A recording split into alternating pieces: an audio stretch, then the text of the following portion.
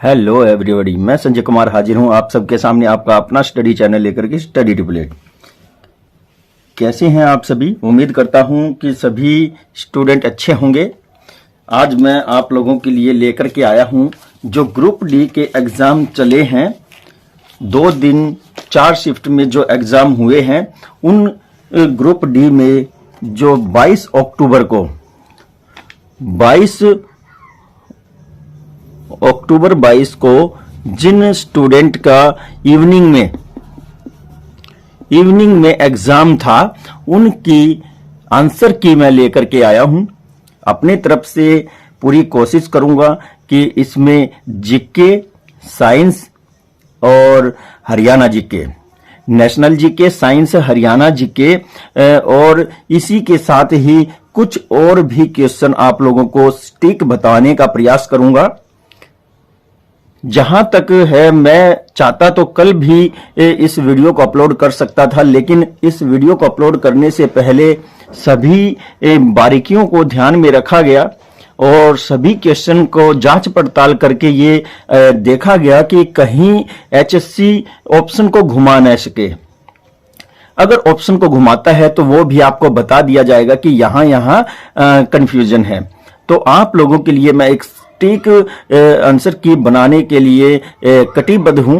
तो देखते रहिए, हम अभी आपके सामने पेश करते हैं एक एक क्वेश्चन का क्या आंसर रहने वाला है। एक महत्वपूर्ण सूचना है आप लोगों के लिए। कल 24 तारीख को हम एक वीडियो अपलोड करेंगे जिसमें आप लोगों को स्टिक कट ऑफ बताने का प्रयास किया जाएगा। कोशिश करेंगे कि कट ऑफ जो रियल कट ऑफ आने वाली है एचएससी की तरफ से, उसी के ही इर्द गिर्द हमारी कट ऑफ रहे या फिर सटीक वही कट ऑफ रहे। और ये भी बताएंगे कि किस तरह से शासन की तरफ से किए गए कार्यों की वजह से एक कैटेगरी ऐसी है जिसको बेनिफिट हुआ है, उसके कैंडिडेट को बहुत ही आसानी से जॉब मिलने वाली है। तो देखते हैं क्या है हमारी कट ऑफ। तो आपको 24 तारीख को शाम को ये वीडियो प्रोवाइड करवा दी जाएगी और कट ऑफ देखने के लिए, जानने के लिए बने रहिए स्टडी टिपलेट के संग। जिन भी स्टूडेंट्स के क्वेश्चन ठीक हैं, बहुत सारे क्वेश्चन ठीक हैं, वो अपने आप को धीरे धीरे रिलैक्स मोड में लेकर के आए। और जिन स्टूडेंट्स के क्वेश्चन के आंसर ज्यादा गलत मिलते हैं तो वो टेंशन न ले, वो अपनी स्टडी जारी रखे। इसका एक ही उपाय है, जो हो चुका वो हो चुका, अब उस पर पछताने से कुछ नहीं होता। तो देखिए, आप भी अपने क्वेश्चन पेपर को लेकर के बैठें और एक एक क्वेश्चन को मिलाए कि क्या आपने इसका आंसर यही अटेम्प्ट किया है। तो देखते हैं, फर्स्ट क्वेश्चन है, ग्राम पंचायत में निर्वाचित सदस्य को क्या कहा जाता है। तो यहां एक ही नजर में सभी स्टूडेंट ने इसका जवाब दे दिया होगा। बिल्कुल इजी है ना? ग्राम पंचायत में निर्वाचित सदस्य को क्या कहा जाता है। तो देखिए, आपको ऑप्शन मिले हुए हैं। ऑप्शन 1 है सरपंच है, सचिव है, पार्षद है और वार्ड सदस्य है यानी कि पंच। और 5वां आपको पता है, जो उत्तर नहीं देना चाहता वो इसको फिल करेगा। तो डियर स्टूडेंट, आपको पता है इसका आंसर क्या है। बहुत से स्टूडेंट कहेंगे जी हाँ बिल्कुल मेरा ठीक है, क्योंकि उसने सरपंच को क्लिक कर दिया। लेकिन बारीक बात क्या है, सरपंच, इस पोर्शन को देख करके सरपंच ठीक है आंसर। जो यहां पर हिंदी वाला पोर्शन है, इसको देख करके सरपंच ठीक है, क्योंकि ग्राम पंचायत जो होती है उसमें चुनाव होते हैं, है ना। लेकिन जरा ठहरिए, ये देखिए डियर स्टूडेंट, यहां पर क्या कहा है, in a gram panchayat what are the elected members called. तो देखिए, यहां आपने कुछ नोट किया, ये इस जो लाइन की हिंदी है वो बनती है कि एक ग्राम पंचायत में चुने गए सदस्यों को क्या कहा जाता है। एस लगा हुआ है ना, मेंबर नहीं है, मेंबर्स है। तो सदस्यों को क्या कहा जाता है। एक गांव का कई सरपंच तो नहीं होते, तो एक गांव में पंच जरूर होते हैं कई। तो इस क्वेश्चन का आंसर यहां पर क्या है, 4 ऑप्शन है। आपका सरपंच न होकर के वार्ड मेंबर आएगा। क्यों? क्योंकि गाइडलाइन के तहत आप इसी आपके पास जो पेपर है उसको पढ़ करके देखिए।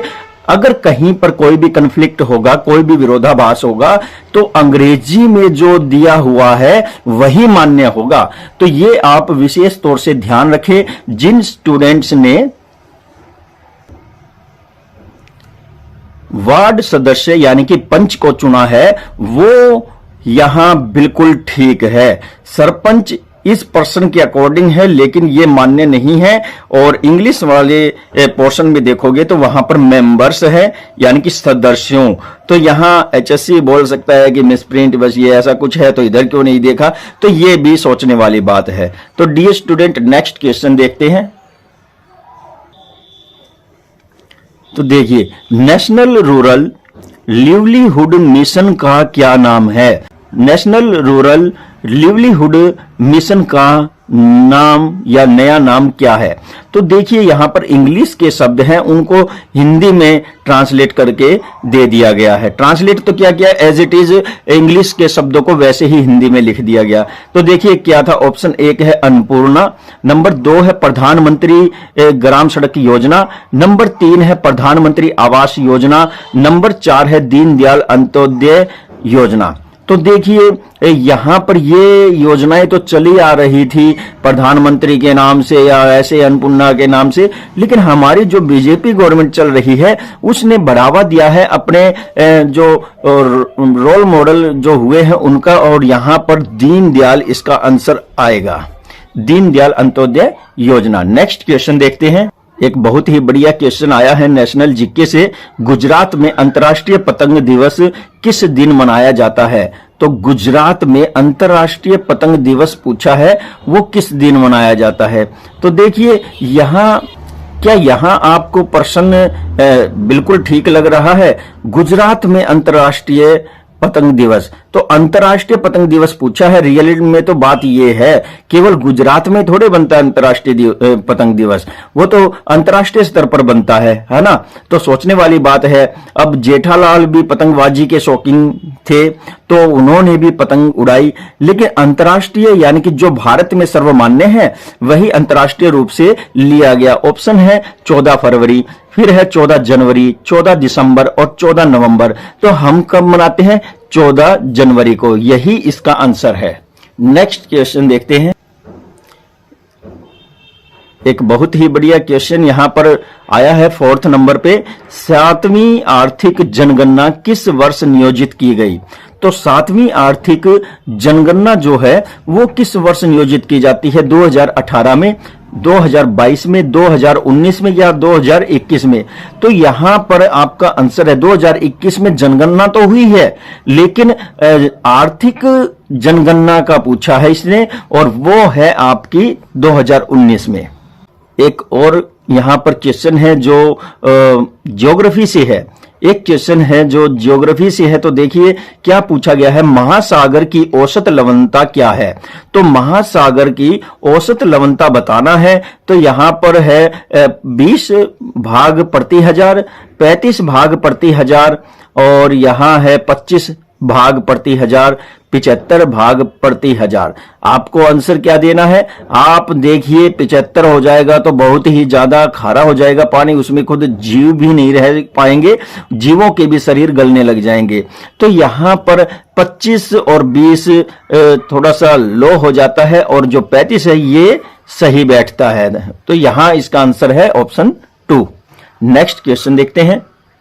क्वेश्चन क्या है, निम्नलिखित में से भारत के अंतिम मुगल सम्राट कौन थे? अंतिम मुगल सम्राट पूछा है, कौन थे? अकबर नहीं था, जहांगीर नहीं था, बहादुर शाह जफर यही था, औरंगजेब भी नहीं था। तो बहादुर शाह जफर जो है अंतिम मुगल सम्राट थे।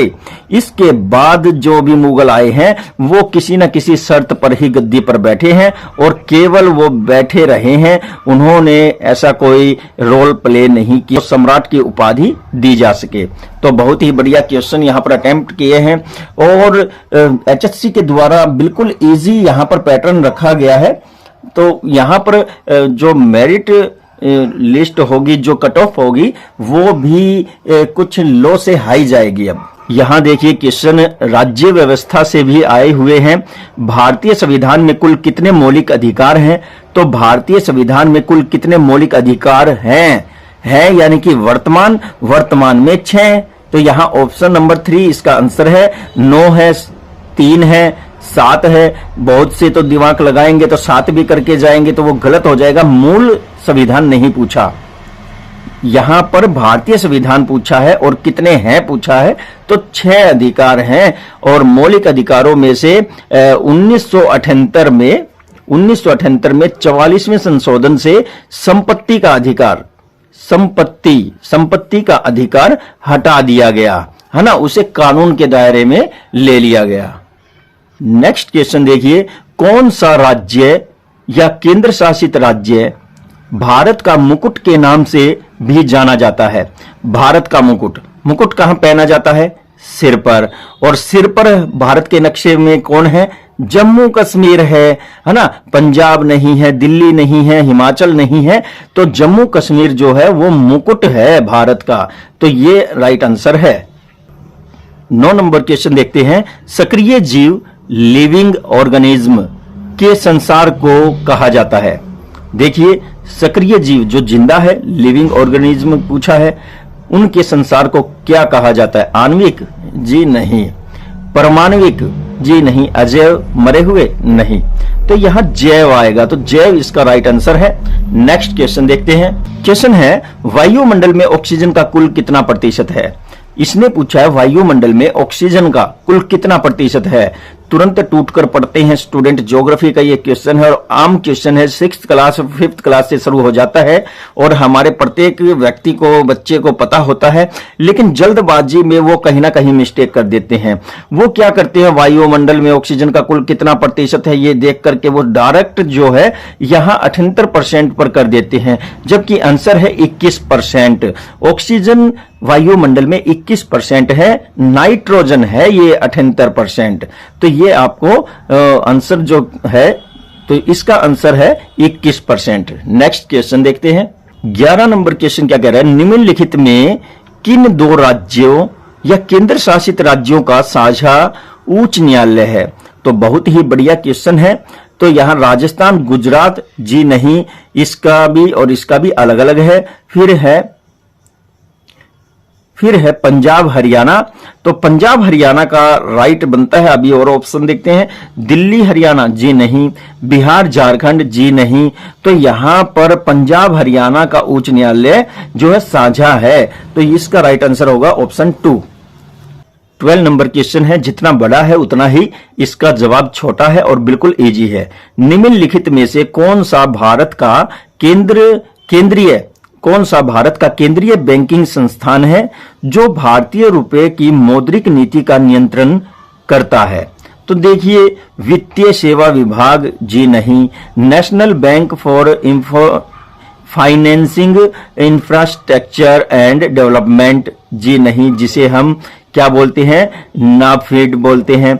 फिर है भारतीय स्टेट बैंक, SBI? जी नहीं। तो आंसर है इसका भारतीय रिजर्व बैंक यानी कि RBI इसका राइट आंसर होगा। नेक्स्ट क्वेश्चन देखते हैं। तो डियर स्टूडेंट देखिए 30 नंबर क्वेश्चन है, कौन प्रथम मौर्य शासक थे जिन्होंने अभिलेखों के माध्यम से आम जन तक अपना संदेश पहुंचाया? बिल्कुल इजी क्वेश्चन है, इसमें कोई दो राय नहीं है। चंद्रगुप्त? जी नहीं। अशोक? अभिलेखों के लिए तो यही प्रसिद्ध हुए हैं। और बिंदुसार, चाणक्य? जी नहीं। तो अशोक इसका आंसर है। अभिलेखों की शुरुआत इसी ने की थी अपने संदेश लोगों तक पहुंचाने के लिए। तो ऑप्शन नंबर 2 इसका आंसर है। नेक्स्ट क्वेश्चन देखते हैं। क्वेश्चन है, रौफ नृत्य निम्नलिखित में से किस राज्य का लोक नृत्य है? रौफ नृत्य पूछा है। तो देखिए राजस्थान का आपको पता है, ये भी नहीं है ना। घूमर है इसका। और जो यहां पर आंध्र प्रदेश है तो इसका भी नहीं है, कुचिपुड़ी है। और उत्तर प्रदेश है, रास इसका कहा जाता है। बचा कौन? जम्मू कश्मीर। तो ये जम्मू कश्मीर का ही नृत्य है और ऑप्शन 3 इसका आंसर है। क्वेश्चन नंबर 15 देखिए, निम्नलिखित में से किस राज्य का प्राचीन नाम कलिंगा है? तो कलिंग अशोक से ही संबंधित देखिए ये है, तो अशोक के समय का ये जो है क्वेश्चन है। तो कलिंग तमिलनाडु नहीं, कर्नाटक नहीं, बंगाल नहीं, तटीय ओडिशा। तो ये राइट आंसर होगा इसका ऑप्शन नंबर 4, ओडिशा कलिंग होता था और वो भी तटीय क्षेत्र। तो नेक्स्ट क्वेश्चन देखेंगे। क्वेश्चन क्या कह रहा है? शुद्ध सोना आभूषण बनाने के लिए उपयुक्त नहीं होता। ठीक है, इसने एक अपनी बात बताई है जो रियलिटी है। फिर है आभूषण बनाने के लिए, इसे कठोर बनाने के लिए इसमें खालिस्तान अथवा खालिस्तान मिलाया जाता है। तो दो धातुएं हैं जो इसके साथ मिलेंगी, तो देखते हैं क्या है। चांदी तांबा, एल्यूमिनियम तांबा, चांदी एल्यूमिनियम, जिंक और चांदी। तो देखिए चांदी मिलती है, हमें इतना पता है, लेकिन यहां पर एल्यूमिनियम है तो इसकी तन्यता तो है लेकिन ये कमजोर है ना, तो ये नहीं होगा। फिर इसके बाद है यहां चांदी के साथ एल्यूमिनियम है तो नहीं होगा। जिंक भी यहां पर शूट नहीं कर सकता क्योंकि ये भी मजबूती प्रदान नहीं करता। तो यहां चांदी और तांबा ये दोनों मिलाए जाते हैं सोने को मजबूती प्रदान करने के लिए। ऑप्शन नंबर 1 इसका आंसर है। क्वेश्चन नंबर 17 देखिए। हरे और कोमल तने युक्त छोटे पौधे जिनमें कुछ शाखाएं हैं, निम्नलिखित में से किस श्रेणी के अंतर्गत आते हैं? तो देखिए सबसे पहले झाड़ी जी नहीं, इसमें तो कांटे तक होते हैं और ये छोटा पौधा भी नहीं होता, बड़े भी होते हैं, है ना। फिर आरोही लताएं, ये पेड़ से लटकी हुई होती है, ऊंचाई तक जाती हैं, तो छोटे पौधे कहा है इसने, न कि लताएं कहा है। ठीक है, फिर यहाँ वृक्ष भी पौधे नहीं है, ये पेड़ हैं। फिर इसके बाद है शाक यानी कि सब्जियां, टमाटर कैसे उगता है, बैंगन कैसे उगता है, और आपको पता है कि और कपास है या फिर मूली है, ये बहुत मतलब इनकी शाखाएं देखिए कोमल शाखाएं हैं और इनका इस्तेमाल हम खाने में भी करते हैं। तो इसका राइट आंसर है ऑप्शन 3। 18 number question. निम्नलिखित में से कौन सी वस्तु जैव निम्नीकरण नहीं है? जी हाँ, एक ये क्वेश्चन है जो बड़े बड़े सुरमाओं को ढीला कर देगा। तो देखिए क्या कह रहा है, निम्नलिखित में से कौन सी वस्तु, यानी कि 4 वस्तु दे रखी है, इनमें से कौन सी वस्तु जैव निम्नीकरण का मतलब है उसमें नुकसान पहुंचाना, है ना, उसकी गुणवत्ता को कम करना। तो जैव निम्नीकरण नहीं है कहा है, यानी कि 3 ऐसी वस्तुएं हैं जो जैव को निम्नीकृत करेंगी, एक ऐसी है जो जैव के लिए फायदेमंद है, निम्नीकरण नहीं है ना। तो वो फायदेमंद हुई जैव के लिए। तो देखिए लकड़ी, तो लकड़ी ही वैसे इसका आंसर है ऑप्शन 1, क्योंकि लकड़ी को किसी तरह भी आप मिट्टी में डाल दो, कुछ भी करो, वो अपने आप पड़ी पड़ी गल जाएगी। और बहुत से जीव है, छोटे छोटे जो इंसेक्ट्स हैं वो इसको खाते हैं, है ना। तो ये निम्नीकरण नहीं करती, बल्कि ये कुछ ना कुछ परिवर्तित होकर के हमें जैविक रूप से हमें प्रदान करती है।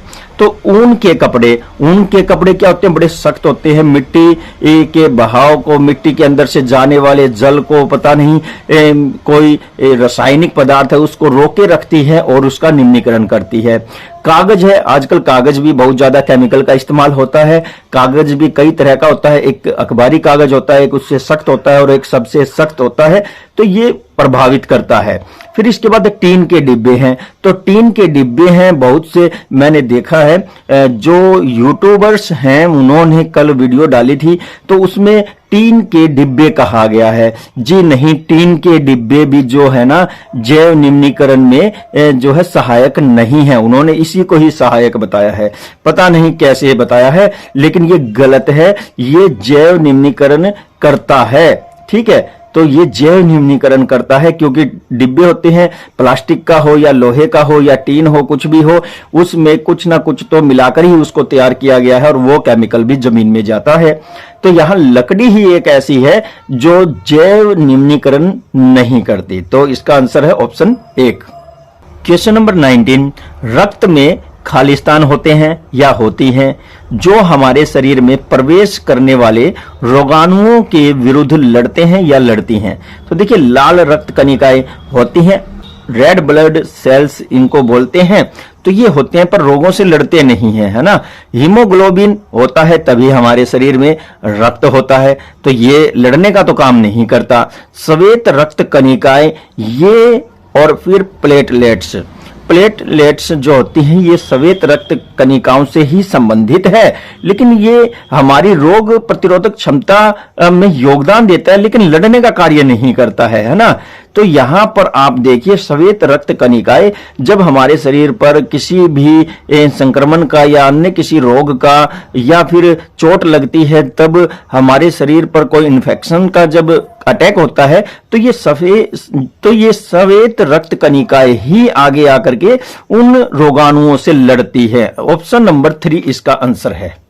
नेक्स्ट क्वेश्चन है, सूर्योदय का पूर्वाभास और सूर्यास्त का पश्चिमाभास निम्नलिखित में से किसके कारण होता है?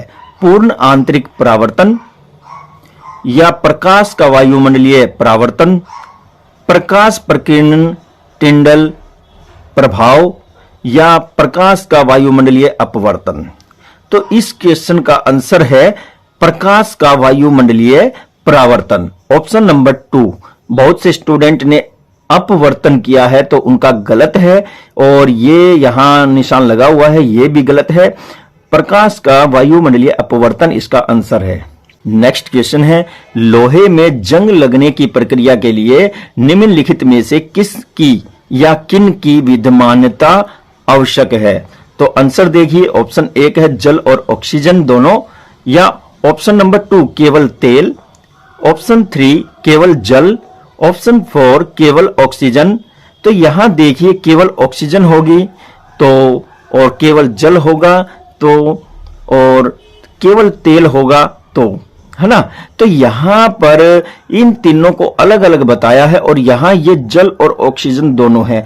और जंग लोहे को तभी लगता है जब जल और ऑक्सीजन के संपर्क में आता है, यानी कि जब लोहा गीला हो और हवा उसको टच करके जाए तब वो ऑक्सीकरण करके क्या होता है, जंग लगता है। तो ऑप्शन नंबर 1 इसका आंसर है। क्वेश्चन नंबर 22, निम्नलिखित में से कौन सा संचरणीय रोग नहीं है? संचरणीय का मतलब क्या है? फैलना, है ना, एक से दूसरे में जाना, और नहीं है पूछा है इसने। आप कहीं ये न बता दे कि कौन सा है। तो देखिए चिकन पॉक्स यानी कि छोटी माता संचरणीय है ना। तपेदिक यानी कि क्षय रोग ये भी संचरणीय है, और मधुमेह और हेजा भी संचरणीय है। और मधुमेह जो होता है ये संचरणीय नहीं है, ये हमारे खान पान से होता है ना, अनाज में भी होता है, मीठे खाने से भी होता है। तो ऑप्शन नंबर 3 इसका आंसर है। क्वेश्चन नंबर 23, कॉलम 1 में दी गई संरचनाओं के साथ कॉलम 2 में दिए गए कार्यों का मिलान कीजिए। तो देखिए रंध्र है और जाइलम है, मूल रोम है और पोषवाह यानी कि फ्लोएम है। इधर जल अवशोषण है, वाष्पोत्सर्जन है, खाद्य तत्व का परिवहन है और जल का परिवहन है। तो आप देखिए यहां पर क्या इसके जो है मेल बनते हैं। तो ऑप्शन 1 यहां रंध्र है, तो रंध्र का सबसे पहले किसके साथ मेल होता है तो ये आपको देखना है। तो यहां वाष्पोत्सर्जन आपने पढ़ा होगा, जो प्रकाश संश्लेषण की प्रक्रिया होती है उसमें रंध्र के द्वारा वाष्पोत्सर्जन होता है। फिर दूसरा हम देखते हैं जाइलम, और जाइलम जो होता है ये एक तने की तरह कार्य करता है और ये जल का परिवहन करता है, ठीक है। और फिर तीसरा आता है मूल रोम, और मूल रोम का क्या कार्य है? इसका कार्य है जल का अवशोषण करना, जो जल बहता हुआ आ रहा है उसको ग्रहण कर लेना। और फिर आपको पता है चौथा क्या बचा है, ये है खाद्य तत्वों का परिवहन, फ्लोएम करता है ना। तो नेक्स्ट आपको देखना है, तो यहां पर इसका आंसर क्या है? इसका आंसर है ऑप्शन नंबर 3, ए का 2, बी का 4, सी का 1, डी का 3। नेक्स्ट क्वेश्चन देखते हैं, निम्नलिखित में से कौन सा एंटीबायोटिक है? एंटीबायोटिक कहा है इसने, अल्कोहल जी नहीं, और यीस्ट जी नहीं, अल्कोहल बनाने में ही मदद करता है। सोडियम बाइकार्बोनेट जी नहीं, ये भी नहीं होता है। और यहां पर देखिए स्ट्रेप्टोमाइसिन है, यही एंटीबायोटिक है। तो आंसर इसका होगा ऑप्शन नंबर 4 स्ट्रेप्टोमाइसिन। ये देखिए बिल्कुल ही आसान क्वेश्चन आया है। गुथा हुआ आटा, गुथा हुआ आटा निम्नलिखित में से किस कारण से फूलता है? तो देखिए ऑप्शन 1 है खमीर यानी कि ईस्ट कोशिकाओं में वृद्धि होने से, ऑप्शन 2 है महीन पिसाई के कारण, गूंथने से, या नमक डालने से। तो यहाँ सीधी सी बात है, नमक डालने से, हम नमक डाल करके उसको पता नहीं कितने वर्षों तक रखें नहीं फूलेगा, है ना। गूंथने से भी तभी फूलेगा जब हम उसमें पानी डालेंगे, ठीक है। फिर महीन पिसाई के कारण, भाई महीन पिसाई हो या मोटी पिसाई हो, जब तक पानी नहीं डलेगा तो वो फूलेगा नहीं। तो खमीर यीस्ट कोशिकाओं में वृद्धि होने से कब होगी? जब पानी उसमें डलता है। तो ये इसका आंसर है, जब यीस्ट में, खमीर में पानी जाता है वो फूलेगा और फिर आटा जो है वो क्या होगा, उसमें वृद्धि होगी, है ना। नेक्स्ट क्वेश्चन देखते हैं। तो इसका आंसर पता है ना आपको, option number 1। Question number 26, malaria किससे होता है? मलेरिया पूछा है और किससे होता है? एक रोग प्रत्येक शिफ्ट में पूछा गया है। कवक से नहीं, प्रोटोजोआ जी यही है। जीवाणु विषाणु नहीं। तो प्रोटोजोआ जो मादा एनाफिलीज मच्छर है वो प्रोटोजोआ होती है और मलेरिया फैलाने का कारण बनती है। ये देखिए बिल्कुल बच्चे वाले क्वेश्चन आए हैं। यहाँ पर 27 नंबर क्वेश्चन है, निम्नलिखित में से कौन सा जीव समूह से भिन्न है? कौन सा जीव समूह से भिन्न है? याक, पर्वतीय बकरी, हिम तेंदुआ या हिरन? तो पता नहीं किस तरह से लोगों ने अलग अलग से हल किया है, लेकिन एक ट्रिक है इसकी। याक पर्वतीय क्षेत्र में पाया जाता है, पर्वतीय बकरी पर्वत में ही है, हिम तेंदुआ भी बर्फीले पहाड़ों में पाया जाता है, हिरन ये दोनों जगह पाया जा सकता है। तो ये भिन्न है। तो आंसर, इसका आंसर है ऑप्शन 4। 28 नंबर क्वेश्चन क्या कह रहा है, देखिए मिलान करना है। ए वस्तु, एक कॉलम है, इसका मिलान कॉलम नंबर 2 से करना है। वस्तुओं को पदार्थ से मिलाना है। जूते का मिलान आप कीजिए चमड़े से, और फिर उसके बाद मेज है तो मेज का मिलान करेंगे लकड़ी से। नोटबुक को आप कागज से मिलाएं, गिलास को आप इस्पात से मिलाएं। तो देखिए किस तरह से आपका ये ऑप्शन बन जाता है। और यहां पर जो हमारा एक ऑप्शन है इसमें देखिए, पहले का ए का तीसरा, फिर उसके बाद है दूसरे का चौथा, और सी का पहला, देखिए सी का पहला, और फिर डी का दूसरा। तो यहां डी का दूसरा आंसर नंबर ऑप्शन ए है। नेक्स्ट क्वेश्चन देखते हैं। इसका जवाब छोटे छोटे बच्चे भी दे सकते हैं। क्वेश्चन 29 क्या कह रहा है, बाघ खालिस्तान होता है क्योंकि वह केवल मांस खाता है। सर्वाहारी मवेशी, शाकाहारी, मांसाहारी। तो मांसाहारी इसका आंसर आएगा। ये बहुत ही बढ़िया क्वेश्चन है। देखिए यहां पर, जब किसी प्रिज्म से होकर कोई श्वेत प्रकाश गुजरता है तो एक स्पेक्ट्रम दिखाई देता है। किस रंग के प्रकाश में सर्वाधिक बंकन होता है? तो देखिए ऑप्शन नंबर 1 है नीला, दूसरा है बैंगनी, तीसरा है लाल, चौथा है पीला। तो इसका आंसर है बैंगनी। क्वेश्चन देखिए क्या कह रहा है, उस शब्द युग्म का चयन करें जिसमें संबंधित हैं जैसे कि दिए गए शब्द युग्म में है। अविवाहित, अविवाहिता। देखिए स्त्रीलिंग और पुल्लिंग का संबंध दिखाया गया है। अविवाहित लड़का या लड़की कोई भी हो सकता है, अविवाहिता ये केवल लड़की ही है ना। तो उसी तरह से मठवासिनी बहन, दोनों लड़कियां, जी नहीं। उप शिक्षक, शिक्षक, जी नहीं, ये भी नहीं आएगा। इसमें पता ही नहीं चल रहा कि भाई जेंडर क्या है। तो यहां देखिए महिला, औरत, ये एक ही जेंडर है, नहीं आएगा। घोड़ा, घोड़ी यहां पर सूट होता है और यही आएगा।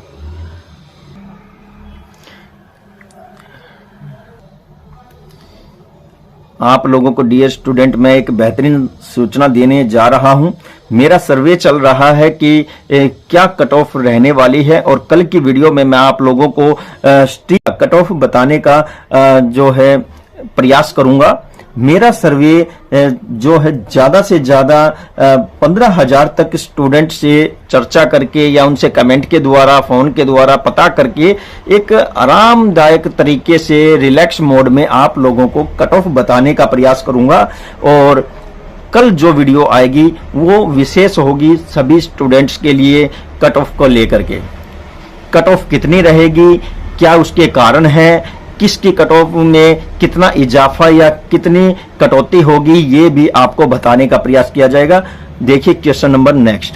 नीचे अंग्रेजी अक्षरों के समूह को अव्यवस्थित क्रम में दिया गया है। संख्याओं के उस संयोजन का चयन करें जिससे कि अक्षरों के व्यवस्थित करने पर एक अर्थपूर्ण शब्द निकले। तो देखिए ELPIOC पुलिस है ना, पुलिस है, सीधी सी बात है, पुलिस लिख लो, टाइम बचाना है तो पुलिस लिख लिया और फिर ये ऑप्शन बनाए। और देखो ये ऑप्शन कहां है, ये ऑप्शन ये रहा, ऑप्शन नंबर 4 इसका आंसर है। हरियाणा जीके देखते हैं। हरियाणा जीके में निम्नलिखित में से हरियाणा का कौन सा जिला राजस्थान के साथ सीमा साझा नहीं करता। 2 ही जिले हैं जो किसी भी राज्य से सीमाएं नहीं लगती उसकी, और वो है दादरी और रोहतक। दादरी है नहीं इस ऑप्शन में, तो यहां रोहतक है, तो रोहतक इसका आंसर है। नेक्स्ट क्वेश्चन देखते हैं। हरियाणा राज्य में दरी निर्माण की सबसे महत्वपूर्ण केंद्र कहां है। तो देखिए सिरसा, भिवानी, सोनीपत, पानीपत। तो पानीपत है बुनकरों का शहर और वहीं दरी बनती है। राव तुलाराम ने राव गोपाल देव और राव धन सिंह के साथ अहीरों को कहां एकत्रित किया और 1857 में अंग्रेजों के साथ युद्ध किया। झज्जर, रोहतक, नसीबपुर किला या अंबाला। तो नारनौल के पास नसीबपुर किला इसका आंसर है। भारत में एकमात्र सक्रिय वाष्प लोकोसेड कहां अवस्थित है। सोनीपत, रेवाड़ी, पानीपत और अंबाला। तो इसका आंसर है ऑप्शन 2 रेवाड़ी। हरियाणा में कितने लोकसभा निर्वाचन क्षेत्र हैं। तो 11, 12, 9, 10, 10 इसका आंसर। कथनों को विचार कीजिए। तो देखिए यहां पर हरियाणा ने रणजी ट्रॉफी कभी नहीं जीती, जी नहीं जीती है 1990-91 में, और हरियाणा ने एक बार ईरानी ट्रॉफी जीती, ये ठीक है। तो यहां नहीं जीती कहा है, इसलिए इसको छोड़िए। ऑप्शन नंबर बी, केवल बी, ऑप्शन नंबर 4 केवल बी इसका आंसर है। जनसंख्या की दृष्टि से हरियाणा का भारत में कौन सा स्थान है। 18, 19, 16, 17। तो 18। निम्नलिखित में से हरियाणा का कौन सा जिला सुदूर उत्तर में स्थित है। कुरुक्षेत्र, कैथल, यमुनानगर और पंचकुला। तो सबसे उत्तर में जो है वो हरियाणा का पंचकुला जिला है। क्वेश्चन है निम्नलिखित कथनों पर विचार कीजिए। हरियाणा में पुलिस रेंज का शीर्ष अधिकारी अपर महानिदेशक से कम पद का अधिकारी नहीं होता, ठीक है। हरियाणा में 5 पुलिस रेंज है, ठीक है, दोनों ही ठीक है। किसे हरियाणा का शेक्सपियर और हरियाणा का सूर्य कवि कहा जाता है। तो शेक्सपियर के साथ सूर्य कवि आ गया हरियाणा का, और वो है बंसीलाल राम सिंह नाय, दादा लक्ष्मी और मांगे, है ना। पंडित मांगे नहीं आएगा, तो यहाँ दादा लक्ष्मी चंद जो है यहाँ आएगा, क्योंकि सूर्य कवि कह दिया गया। सूर्य कवि इन्हीं को ही कहा जाता है, केवल लक्ष्मी चंद को, है ना। शेक्सपियर तो औरों को भी कहा जाता है और इसे भी कहा जाता है, लेकिन सूर्य कवि कहा है तो दादा लक्ष्मी इसका आंसर। तो देखिए माता मनसा देवी मंदिर हरियाणा की समकालीन कला का कौन सा स्वरूप है। भित्ति चित्र, ढोकरा या पट्टा चित्र और वोरली। तो आंसर है भित्ति चित्र। किस स्थान पर विरासत परिवहन संग्रहालय स्थित है। कुरुक्षेत्र, करनाल, रेवाड़ी, गुरुग्राम। तो यहाँ गुरुग्राम का एक गांव है, गुरुग्राम में इसका जो है संग्रहालय स्थित है, ये आपको बताना है। प्रश्न है हरियाणा में प्रति वर्ष गीता जयंती महोत्सव कहाँ मनाया जाता है। तो पिंजौर, सुल्तानपुर, कुरुक्षेत्र, सूरजकुंड। तो यहाँ कुरुक्षेत्र। नेक्स्ट है, हरियाणा में निम्नलिखित खिलाड़ियों में से किसने 2020 में मेजर ध्यानचंद खेल रत्न पुरस्कार जीता था? तो दीपा मलिक, सुशील कुमार, विजेंद्र सिंह और विनेश फोगाट। तो आंसर है विनेश फोगाट। हरियाणा का सर्वाधिक घनत्व वाला शहर कौन सा है? फरीदाबाद, पंचकुला, रोहतक, गुरुग्राम। तो इस क्वेश्चन का आंसर है फरीदाबाद। पूछा है चौर गुम्बद कहां स्थित है? फरीदाबाद, नारनौल, पलवल, गुरुग्राम। आंसर है नारनौल। क्वेश्चन कह रहा है हरियाणा राज्य में कितनी, यानी कि लगभग कहा है साथ में, ग्राम पंचायतें हैं? 6000 से 6500, ये भी आंसर बन सकता है। 6500 से अधिक, और ये भी बन सकता है ना। 5000 से 5500 और 5500 से 6000। तो ये दोनों तो है नहीं, ये अभी बढ़े हैं, हमारे राज्य में गांव बढ़े हैं। तो 6000 से 6500, 6800, 41 तो टोटल गांव हैं, लेकिन यहां पर ग्राम पंचायतें पूछा है, तो 6500 से अधिक की ज्यादा संभावना है मान लेने की। प्रश्न कह रहा है दिए गए प्रशासनिक प्रभागों की सूची एक को 2 में सम्मिलित करना है। तो देखिए फरीदाबाद है, गुरुग्राम है, रोहतक है, करनाल है, पानीपत, चरखी दादरी, महेंद्रगढ़ और नूह। तो फरीदाबाद का मैच मिलान होगा यहाँ नूह से, गुरुग्राम का महेंद्रगढ़ से, रोहतक का दादरी और करनाल का पानीपत। ठीक है, तो ये ऑप्शन किस नंबर पे हैं ये आपको देखना है। पहला नूह 4 से, ठीक है। दूसरा गुरुग्राम महेंद्रगढ़ 3 से, ठीक है। तीसरा रोहतक 2 से, ठीक है। और चौथा D1, ठीक है ना। ऑप्शन नंबर 1 इसका आंसर है। हरियाणा के किस जिले में तिलियार झील है? तो पानीपत, रोहतक, कैथल और अंबाला। तो रोहतक इसका आंसर है। पंजाब का पुनर्गठन जिसने हरियाणा को पूर्ण राज्य के रूप में स्थापित किया किस वर्ष हुआ? तो 1965, 66, 61, 62। तो आंसर है पूर्ण राज्य हरियाणा बना था और पंजाब का पुनर्गठन किया गया था 1966 में। राष्ट्रीय सीमा शुल्क, अप्रत्यक्ष कर और स्वापक द्रव्य अकादमी कहाँ स्थित है? हिसार, फरीदाबाद, पंचकुला, रोहतक। तो यहां आपको बताना है, इसका आंसर ऑप्शन 3 पंचकुला है। सीधा टैक्सेशन डिपार्टमेंट के विषय में पूछा है। हरियाणा का राजकीय पक्षी पूछा है, सबको पता है ब्लैक बक है, लेकिन ऑप्शन है ही नहीं। और यहां पर ऑप्शन 1 है भारतीय स्टर्ड, और नंबर 2 है हिमालयी मोनल, नंबर 3 है श्याम फ्रैंकलिन, और नंबर 4 है धनेश ग्रेट हॉर्नबिल। तो यहां पर ऑप्शन ब्लैक बक नहीं है, लेकिन उसका साइंटिफिक नेम दिया हुआ है श्याम फ्रैंकोलिन। श्याम फ्रैंकोलिन ही इसका आंसर है, ब्लैक बक। 100 नंबर क्वेश्चन है, लास्ट क्वेश्चन है हमारे इस पेपर का।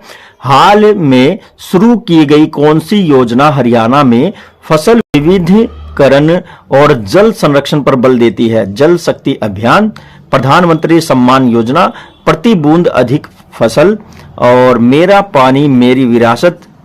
तो इसका आंसर है मेरा पानी मेरी विरासत। इसी योजना को शुरू किया गया है। तो ये थे डियर स्टूडेंट हमारे जीके के क्वेश्चन और साइंस के क्वेश्चन। बहुत ही अच्छे क्वेश्चन आए हुए हैं। जिन्होंने भी अटेम्प्ट किए हैं अपने क्वेश्चन मिला करके वो अपने नंबर काउंट कर सकता है। कल आने वाली वीडियो को जरूर देखिए, वो वीडियो आपको बताएगी कि कट ऑफ जो है वो लगभग कितनी रहने वाली है प्रत्येक कैटेगरी की।